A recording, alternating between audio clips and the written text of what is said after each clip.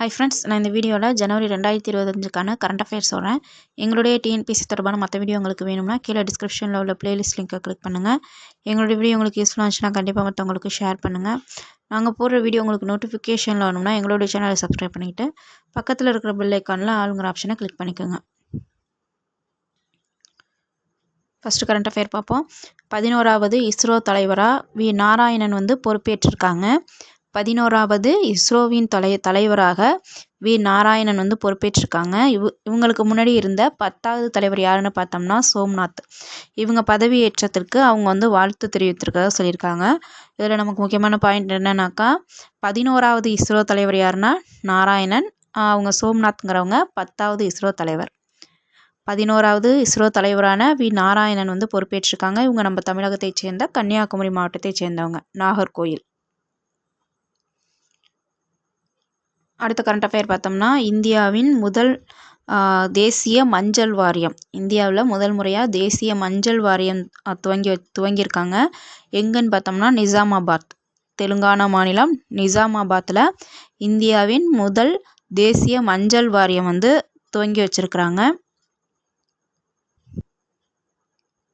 நிஜாமாபாத்தில் தேசிய மஞ்சள் வாரியத்தை மத்திய வர்த்தகம் மற்றும் தொழில்துறை அமைச்சர் பியூஷ் கோயல் துவங்கி வச்சுருக்காங்க. மஞ்சள் வாரிய தலைவராக பல்லே கங்கா ரெட்டிங்கிறவங்க நியமிக்கப்பட்டிருக்காங்க. மஞ்சள் வாரிய தலைவராக பல்லே கங்கா ரெட்டிங்கிறவங்க நியமிக்கப்பட்டிருக்காங்க. இந்தியாவின் முதல் தேசிய மஞ்சள் வாரியம் எங்கே அமைச்சிருக்காங்கன்னு பார்த்தோம்னாக்கா தெலுங்கானா மாநிலத்தின் நிஜாமாபாத்தில் அமைச்சிருக்கிறாங்க. மஞ்சள் வாரியத்தின் தலைவர் யாருன்னு பார்த்தோம்னா பல்லே கங்கா ரெட்டி. அடுத்த கரண்ட் அஃபேர் பார்த்தோம்னா ஹரிவராசனம் விருது இசையமைப்பாளர் தாமோதர நம்பூதிரிங்கிறவங்களுக்கு கொடுத்துருக்காங்க. ஹரிவராசனம் விருது இசையமைப்பாளர் தாமோதர நம்பூதிரிங்கிறவங்களுக்கு கொடுத்துருக்காங்க. மலையாள இசையமைப்பாளர் கைப்பிரதம் தாமோதரன் நம்பூதிரிக்கு ஹரிவராசனம் விருது வழங்கப்பட்டிருக்கு. ஹரிவராசனம் விருது யாருக்கு வழங்கியிருக்காங்கன்னா இசையமைப்பாளர் தாமோதரன் நம்பூதிரி. அடுத்த கரண்ட் அஃபேர் பார்த்தோம்னா ஸ்பெயின் தூதரகம் நம்ம இங்கே பெங்களூரில் துவங்குறோம் அப்படின்ட்டு வெளியுறவுத்துறை அமைச்சரான ஜெய்சங்கர் அங்கே தெரிவிச்சிருக்காங்க.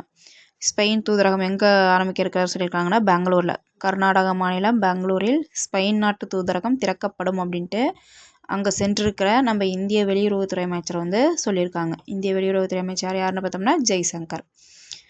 ஸ்பெயின் தூதரகம் எங்கே அமைக்கப்படும் அப்படின்னு சொல்லியிருக்காங்கன்னாக்கா பெங்களூர். ஸ்பெயின் தூதரகம் எங்கே திறக்கப்படும்னு சொல்லியிருக்காங்கன்னா பெங்களூர், கர்நாடக மாநிலம் பெங்களூரில்.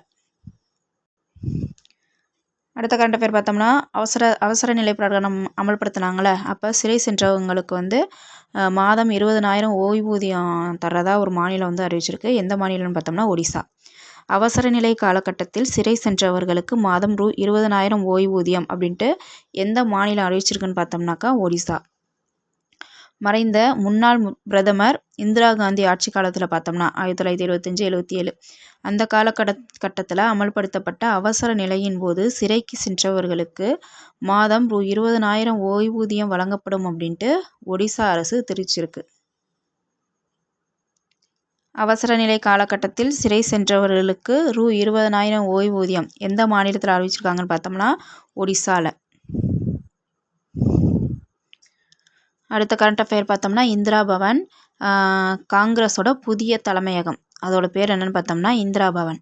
காங்கிரஸ் கட்சியின் புதிய தலைமையகமான இந்திரா பவனை அக்கட்சியின் நாடாளுமன்ற குழு தலைவரான சோனியா காந்தி திறந்து வச்சிருக்காங்க. இந்திரா பவன்கிறது என்னன்னாக்கா காங்கிரஸ் கட்சியோட புதிய தலைமையகம். காங்கிரஸ் கட்சியின் புதிய தலைமையகத்துக்கு பேர் என்ன? இந்திரா பவன்.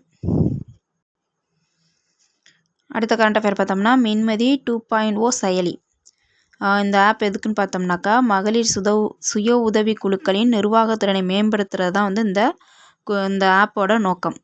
இந்த மின்மதி 2.0 இந்த ஆப்போட நோக்கம் என்னன்னு பார்த்தோம்னாக்கா மகளிர் சுய உதவி குழுக்கெல்லாம் இருக்காங்கள்ல, அவங்களோட நிர்வாகத்திறனை மேம்படுத்துறது தான் இந்த ஆப்போட நோக்கம். மின்மதி 2.0 இந்த ஆப்போட நோக்கம் என்னன்னு பார்த்தோம்னாக்கா மகளிர் சுய உதவி குழுக்களின் நிர்வாகத்திறனை மேம்படுத்துறது தான் இதோட நோக்கம். இதை துணை முதல்வர் வந்து துவங்கி வச்சுருக்காங்க.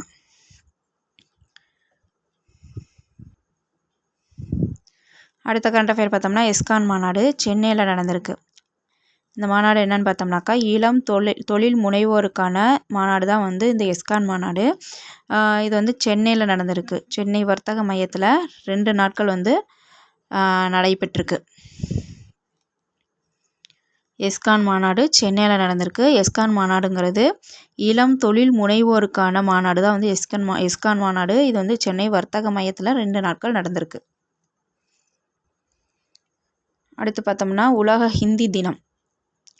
ஜனவரி 10 வந்து உலக ஹிந்தி தினமாக கடைபிடிக்கப்பட்டு வருது. எப்போலேருந்து கடைபிடிக்கப்பட்டு வருதுன்னு பார்த்தோம்னா 2006லேருந்து. ஜனவரி 10 வந்து உலக ஹிந்தி தினம். உலக ஹிந்தி தினம் எப்போன்னு பார்த்தோம்னா ஜனவரி 10. அடுத்த கரண்ட் அஃபேர் பார்த்தோம்னா 8ஆம் வகுப்பு வரையிலான பாடத்திட்டத்தில் வந்து பகவத்கீதையை வந்து எங்கே சேர்த்துருக்காங்கன்னு பார்த்தோம்னா ஹரியானா மாநிலத்தில். 8ஆம் வகுப்பு வரையிலான பாடத்திட்டத்தில் பகவத்கீதையை சேர்த்துருக்காங்க. எங்கன்னு பார்த்தோம்னா ஹரியானா மாநிலத்தில். தேசிய கல்விக் கொள்கையின்படி அனைத்து பள்ளிகளிலும் தரமான கல்வி வழங்கப்படுவதை உறுதி செய்யவும் 8ஆம் வகுப்பு வரையிலான பாடத்திட்டத்தில் பகவத்கீதையை சேர்க்கவும் ஹரியானா முதல்வர் வந்து உத்தரவிட்டிருக்காங்க. 8ஆம் வகுப்பு வரையிலான பாடத்திட்டத்தில் பகவத்கீதை வந்து எங்கே சேர்த்துருக்காங்கன்னு பார்த்தோம்னா ஹரியானா மாநிலத்தில். அடுத்த கரண்ட் அஃபேர் பார்த்தோம்னா 2025 இந்திய பொருளாதார வளர்ச்சி சொல்லியிருக்காங்க. 2025 இந்திய பொருளாதார வளர்ச்சி 6.6% இருக்கும் அப்படின்ட்டு சொல்லியிருக்காங்க. 2025 இந்திய பொருளாதார வளர்ச்சி 6.6% இருக்கும் அப்படின்ட்டு சொல்லியிருக்காங்க. 2025ஆம் ஆண்டு இந்தியாவின் பொருளாதார வளர்ச்சி 6.6% இருக்கும் அப்படின்ட்டு ஐநா வந்து கணிச்சிருக்கு. 2025 நம்ம இந்திய பொருளாதார வளர்ச்சி எவ்வளோ இருக்குன்னு சொல்லியிருக்காங்கன்னா ஐநா 6.6%. தேங்க்யூ.